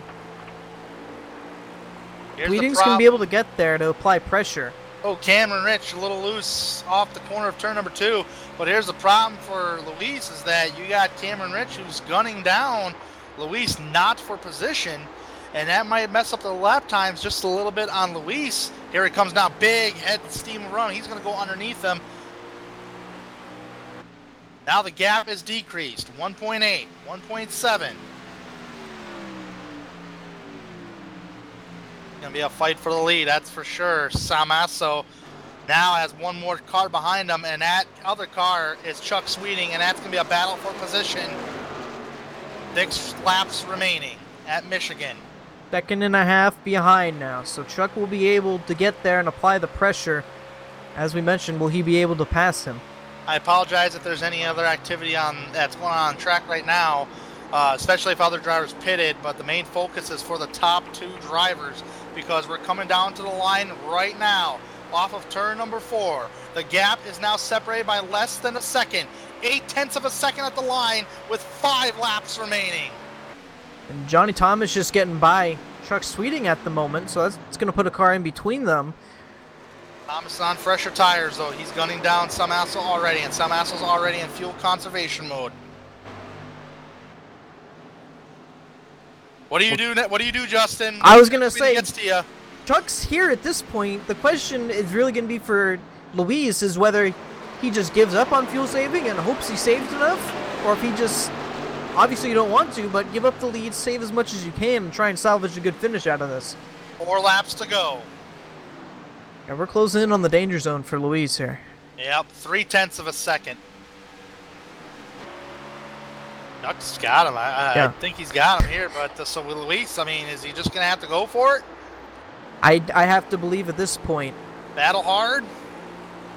Chuck's in the best position, no doubt about it, because now he's here. He doesn't even have to try and pass Luis. He just has to pressure him enough to... Yeah, Chuck has a win. He's got nothing to lose, so he's just got to pressure Luis enough to stop fuel saving. That's correct. Luis Salmasso, he's good on championship points. Someone's for the playoffs. Going through the grass there. Who was that? Who's going I think through it was the grass? Corey Lindsay. Yeah, he's going through the grass in 3 and 4.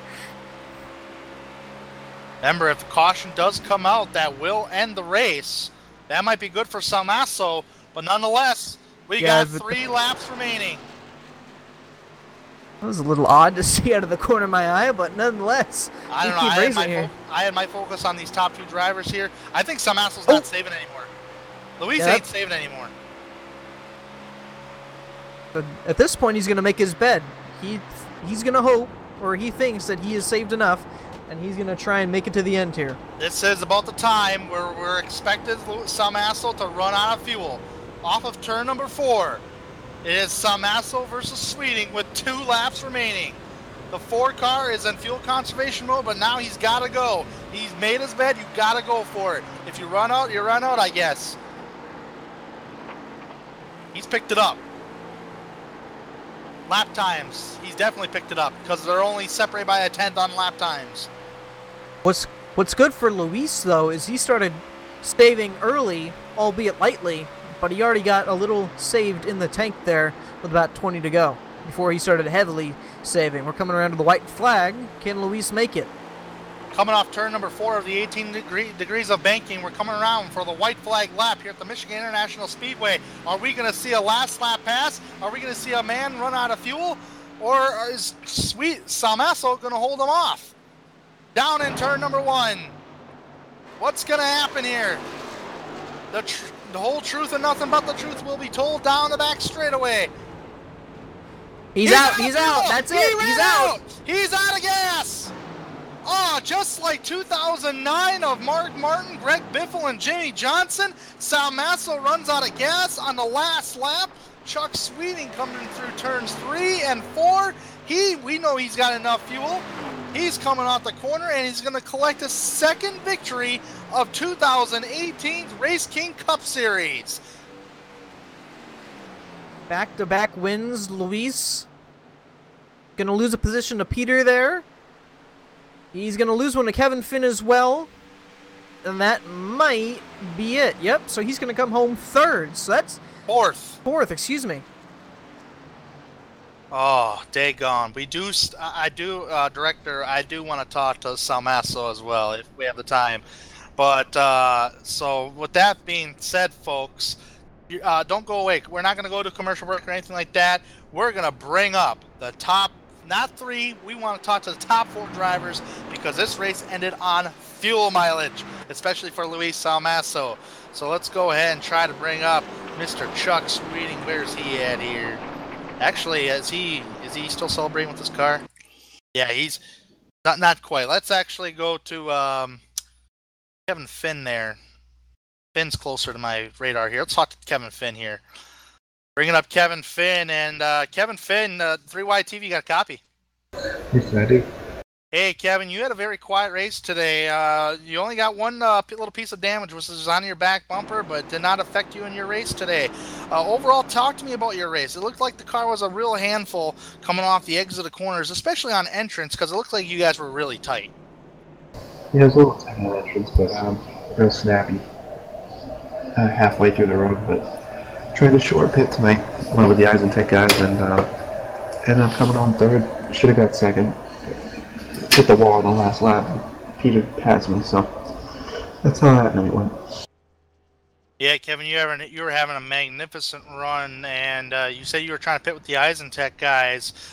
Some of them have found some trouble, especially with some pit road trouble, but you didn't. However, I mean, it was pitting early kind of part of the strategy the whole entire night, or was it just kind of see what the Isentech guys do because usually they're out front the most? The strategy at first was just to go until the leaders do if I wasn't in the lead.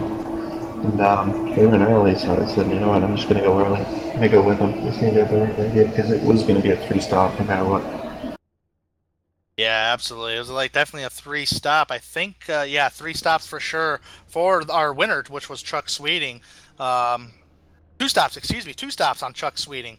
Yeah, there's But no way he made it on. Good yeah, I thought it was 3 stops there, Carlos. But we'll double check on it. But nonetheless, Kevin Finn, we're done with Michigan now. Now we're going to go to a Daytona, and it's not the repave. It's the old bumpy version. How do you feel about your chances in trying to possibly get the victory lane for the first time this season at Daytona? That'd certainly be nice, but plate racing, I have an idea of how ridiculous it can get. But I didn't get to race there last year, so it'll be fun, new experience. We'll hopefully get a W. Is there any track that you're looking forward to before the playoffs? We currently have Daytona, Indianapolis, Darlington, and Richmond. I'm a big Indianapolis guy. I had some bad luck there in the past and won at Richmond before, so that's a good track for me. So hopefully get a W before the season ends, get into the playoffs. All right, Kevin. Well, thank you for taking the time to talk with us this evening, and best of luck next week in Daytona. Thank you. That's Kevin Finn, folks, finishing in the 3rd position. Let's see, is our race winner Chuck Sweeting in here? I'll tell you what, Justin, do you want to talk to Chuck? Absolutely. Let's talk to the race winner here, Chuck Sweeting. Chuck Sweeting, 3YTV, you got a copy, buddy? Yeah, I do. All right, well, you had the numbers correct tonight, the magic numbers, and it was enough to take you to the checkered flag for your 2nd victory in a row here this season. Talk us through the race, the strategy, and how that all played out at the end. Yeah, I didn't realize going into this race it was going to end up being a fuel mileage race. And I kind of ran a little too hard that first stint, burned a little bit too much fuel, and I kind of realized it about 2/3 of the way through that first stint, started saving then. And then was just saving the rest of the race, the whole rest of the race, and just barely beat out 2nd place. He ran out off at 2, and I ran out off at 4. But nice, good, clean race, green the whole way, so it's fun. I didn't know you actually ran out up there, but I'm sure you kind of had an idea that Luis was going to be pretty close there. Was the goal to just try and get up there and pressure him for that victory, or was it just pass him as quick as you can? Once I got to him, I had to save to have enough, and I was pretty sure he was going to run out, and then I started doubting it last 2 laps there. But then he did, and went on by him, and then, I knew the race was mine then, so. But, yeah, I would have liked to have had enough to pressure him, but or just go right on by him, but I didn't. I had to save once I got to him. I used up a lot of fuel catching him. Well, you definitely got up there and got it done, so we move on from this 2-mile racetrack to a very bumpy Daytona International Speedway, the 2007 version. You trying to make it 3 for 3 here? That'd be nice, but who knows what will happen at that track. Anybody can win at any time at that track, so we'll just see. I'm more looking forward to where do we go after that? Indianapolis, I think. That should be a better race for me. I don't usually have much good luck on the plate tracks. All right, well, before we let you go, want to give you a chance to thank your sponsors, thank your team, and anybody else you need to send those thanks to. Yeah, I just got to thank Randall Fox and everybody at RFR for all their support. iTate, Liberty Overhead Doors, Chevrolet Performance, everybody that keeps the team going. Big thanks to Corey for all the work that he does on the league, and big thanks to you guys for putting on what is always an excellent broadcast. All right, well, that's Chuck Sweeting here. Back-to-back wins in the RaceKings Cup Series. Congratulations, Chuck, and we look forward to seeing you at Daytona. All right, thanks a lot, guys. All right, that was Chuck Sweeting, who wins the race here tonight. That was a pitch perfect strategy. We knew he was going to make it. But let's talk to another driver, and this is going to be an Eisentech driver. It's not Cameron Rich, it's Peter Short. And Peter Short, you got a copy? Yeah, 10-4. Peter, you were very quiet tonight in that Mike's Hard Lemonade Ford. Although you make it on fuel, actually you had to pit another time to try to make it to the end. But tell me about your night, man, from lap 1. It was green to the finish. Yeah, I was, good run for the league. I had a few scuffles tonight. I think I got into it with James Duke. I almost spun it on the back stretch and missed my pit stall the first pit. So, without those little minor mishaps, I think it could have been a little bit different. Also, I didn't split my final pit stop in half. I kind of waited and hoped the caution would come out. So, had I have done that, it might have ended up a little bit differently. Had the driver been a little bit better tonight. But I knew that the front two would have been really close on fuel, and I was just really just trying to run my line. Got gifted the second, really, because Kevin almost looped it coming to the white flag, and I was able to get around him. So, I kind of kept a clean nose. I don't think we got any damage on the car tonight, so that's good. That's kind of what I was aiming for. I'm not a big fan of Michigan, so I'll definitely take a second place. Yeah, absolutely there, Peter. And tonight the car handling was a little bit kind of all over the place, a little tight on entrance, a little loose on the exits of the corner. And speaking of loose on the exits of the corner, talk to me about your little huge save down the back straight. Goodness. Off turn number 2.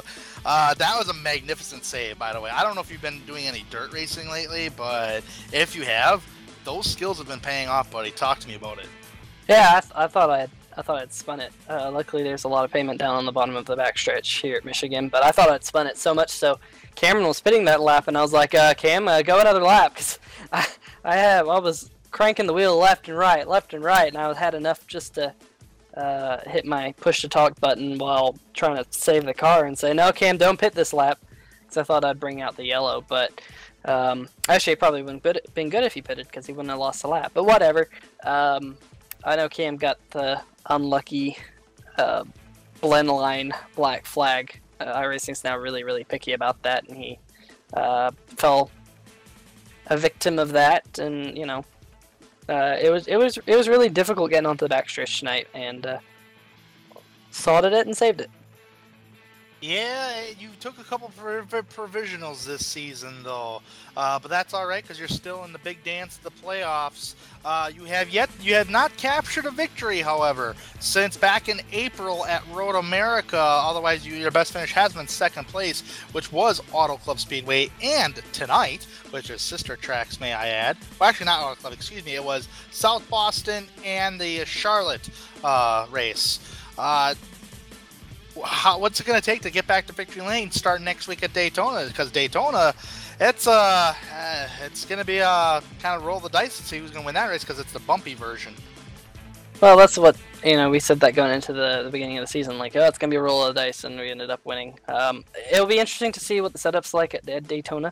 I think we have a group who's going to try and put together a setup that hopefully will be racy.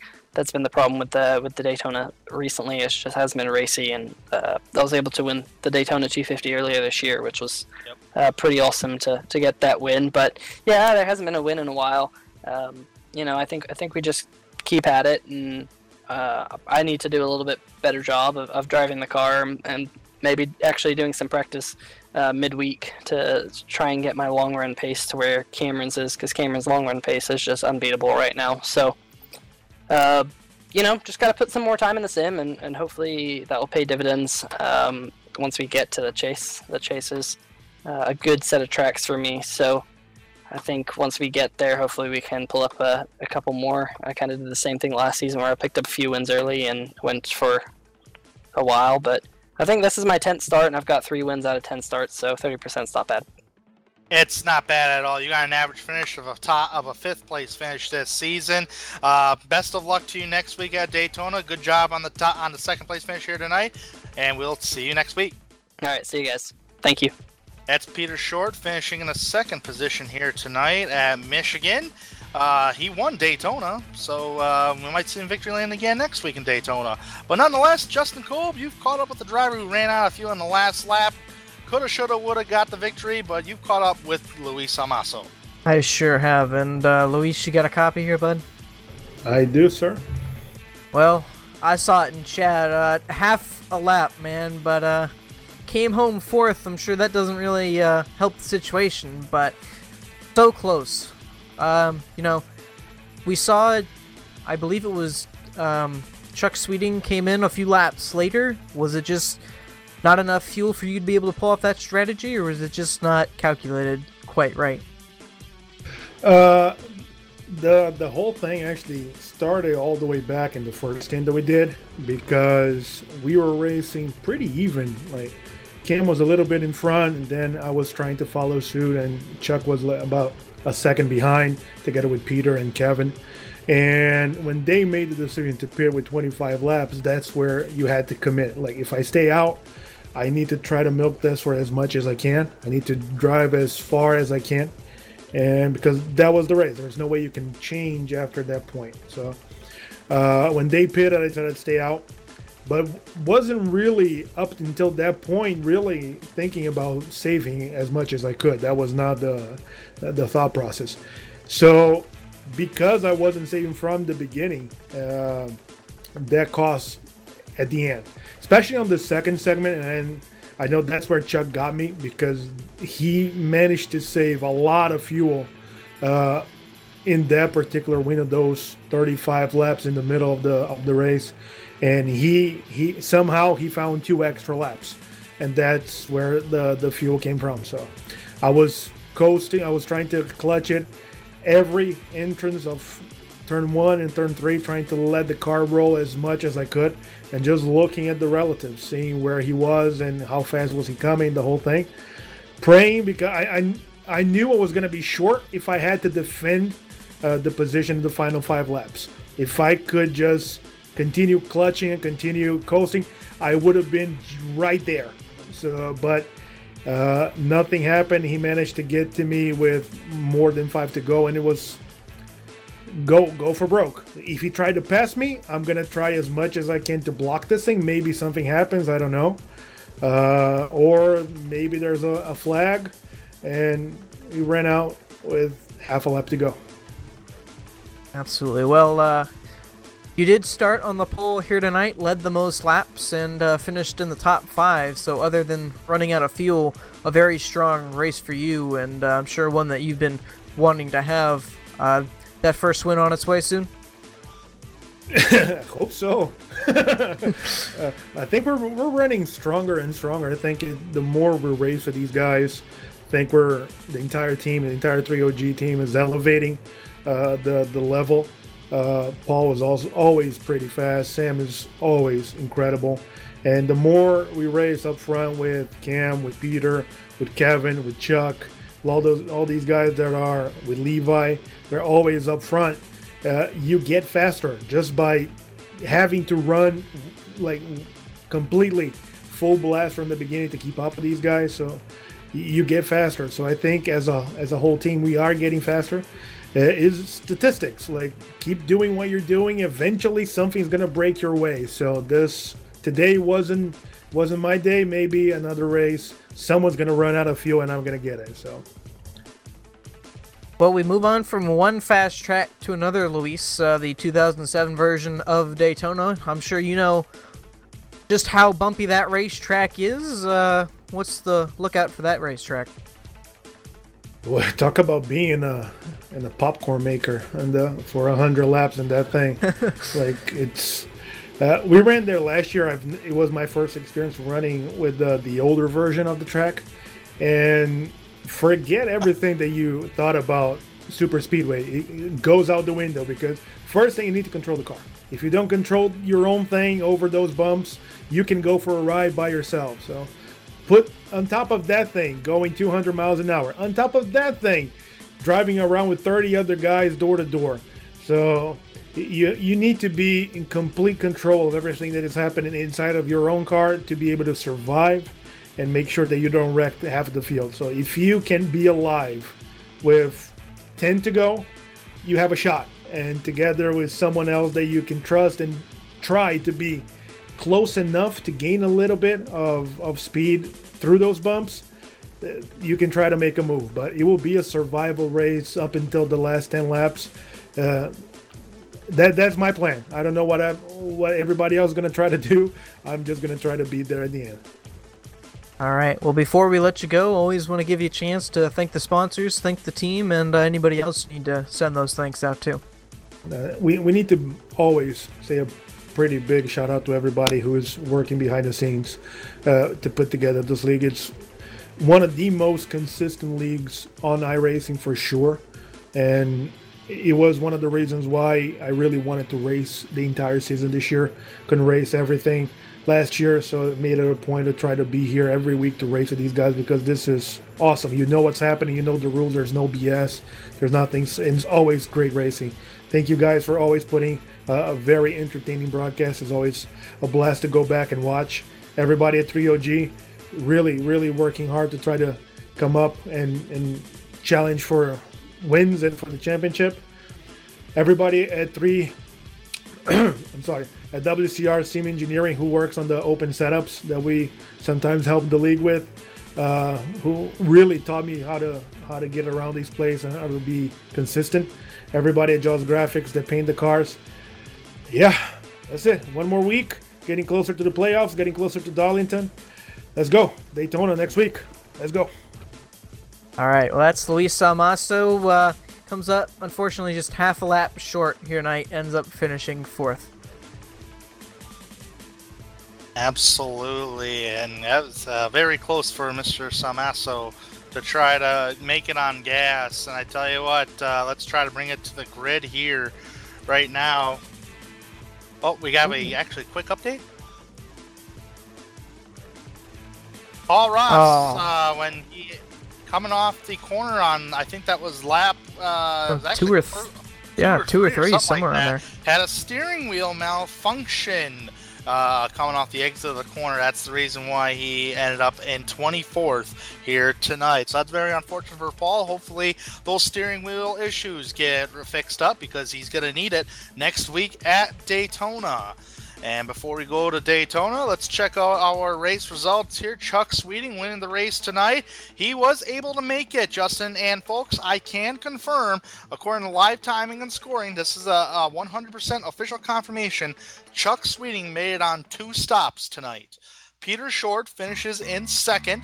Kevin Finn finishes 3rd. Luis Salmaso runs on a gas on the last lap as the race leader. He will finish in 4th. His teammate, Sam Close, will finish in 5th. Dylan Hickey in 6th. Richard Lafferty finishes in 7th. Johnny Thomas, who made his 100th consecutive start here tonight, will finish in 8th, so it's a solid top 10 for Johnny. Good job there. Drew Eisenman finishes in 9th, and Chad Brown rounding out the top 10. Cameron Rich started 2nd, led most of the laps today. Pit road exit cost him the win here tonight. He will finish in 11th. Levi Zielinski finishes in 12th, the last driver finishing on the lead lap. Kyle Hanshaw finishes in 13th. Mike Stevens in 14th. Nathan Velez in 15th. 16th place, Richard Hines. 17th, Brent Miller. 18th, Rusty Webb. 19th, James Duke. And finishing 20th, Corey Lindsay, who had a spin in the grass earlier. Finishing in blackjack position, right where he started, Matt Hackathorn finishes 21st. Wade Lear in 22nd. 23rd is Steve Ketman. And Paul Ross finishes 24th with a steering wheel malfunction. Justin, final thoughts on the Michigan International Speedway and your upcoming thoughts for Daytona next week. Well, it was a interesting and fun to watch battle for the end there on fuel strategy.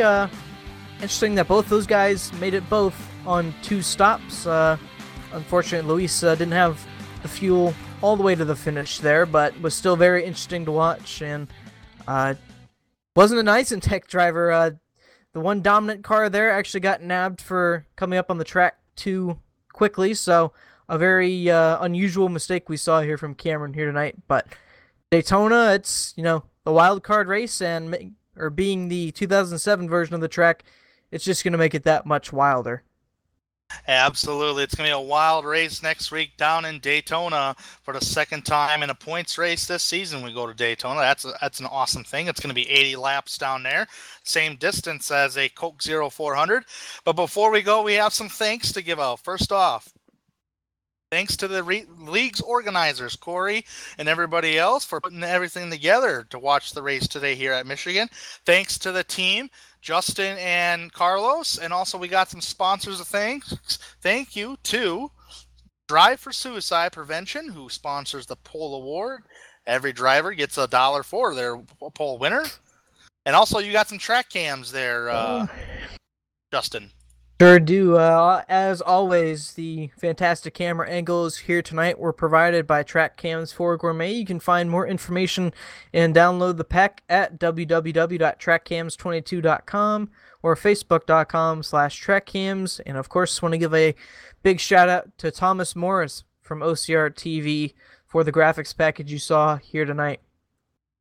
Absolutely. And next week, the Race King Cup Series returns to Daytona International Speedway, the 2007 oval version, which is going to be the bumpy version here on iRacing. So handling will be a factor. Please join us next week, July 16, 2018 at Daytona, where we mark it down with 4 races remaining until the playoffs of the round of 12, which is going to begin at the Milwaukee Mile. I'm Tanner Sharp. This is Justin Kolb. We'll see you in Daytona next week.